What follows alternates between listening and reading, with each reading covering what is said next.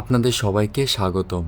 গত কয়েক মাস ধরে আপনারা বিশ্বের সব নিউজ চ্যানেলে কেবল গাজা, তেহরান আর তেল আবিবের নাম শুনেছেন। কিন্তু আপনারা কি খেয়াল করেছেন এই পুরো সময়ে একটি দেশ একদম চুপ করে আছে?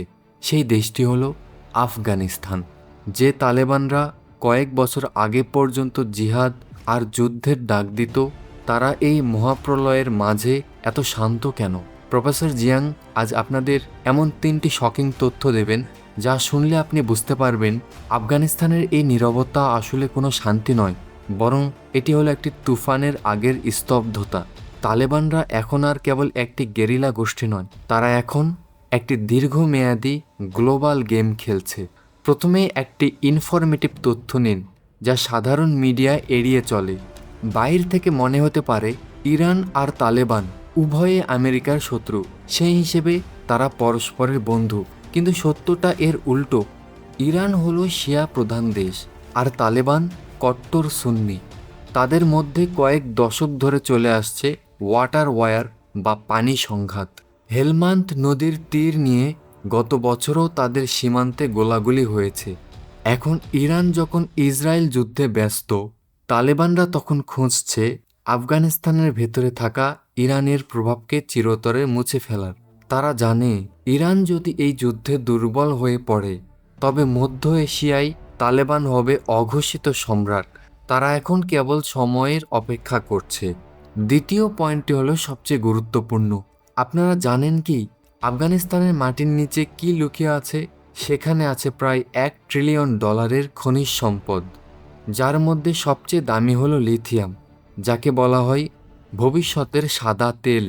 আমার কাছে এর পর্যাপ্ত তথ্য আছে যে তালেবানরা অলরেডি চীনের সাথে একটি বিশাল গোপন চুক্তি করেছে।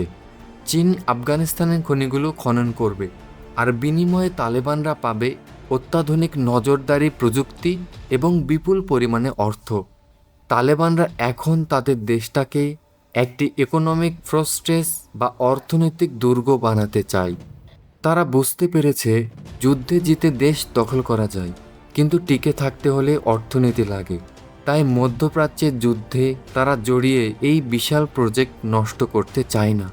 তারা এখন বিজনেস মোডে আছে। তৃতীয় এবং সবচেয়ে শকিং পয়েন্ট হলো পাকিস্তানের সাথে তাদের সম্পর্ক। তালেবানরা এখন তাদের আদর্শিক ভাই তেহরিকে তালেবান পাকিস্তান টিটিপিকে ঢাল হিসেবে ব্যবহার করছে।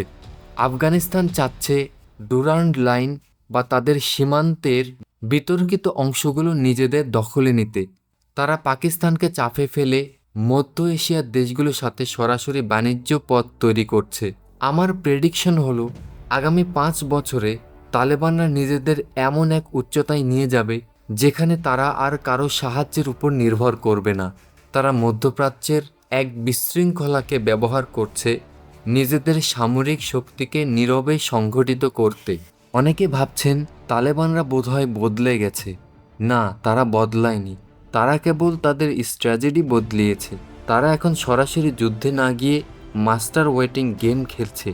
তারা দেখছে কিভাবে বড় বড় পরাশক্তিগুলো একে অপরের সাথে লড়াই করে শেষ হয়ে যাচ্ছে, আর তারা ধীর স্থিরভাবে নিজেদের মাটিকে সুরক্ষিত করছে। তাহলে প্রশ্ন হলো, তালেবানদের এই শক্তিশালী হয়ে ওঠা কি বিশ্বের জন্য নতুন কোনো হুমকি, নাকি তারা কেবল নিজেদের নিয়ে ব্যস্ত থাকবে? আপনাদের কি মনে হয় আফগানিস্তানের এই নীরবতা কি আসলেও বিপদের সংকেত? কমেন্টে আপনার যুক্তি দিন। আমি প্রফেসর জিয়াং আজ এই রহস্যময় আফগানিস্তানের পর্দা উন্মোচন করে বিদায় নিচ্ছি। মনে রাখবেন, যে বাঘ গর্জে না সে বাঘ তত বেশি ভয়ঙ্কর। সাবধানে থাকবেন।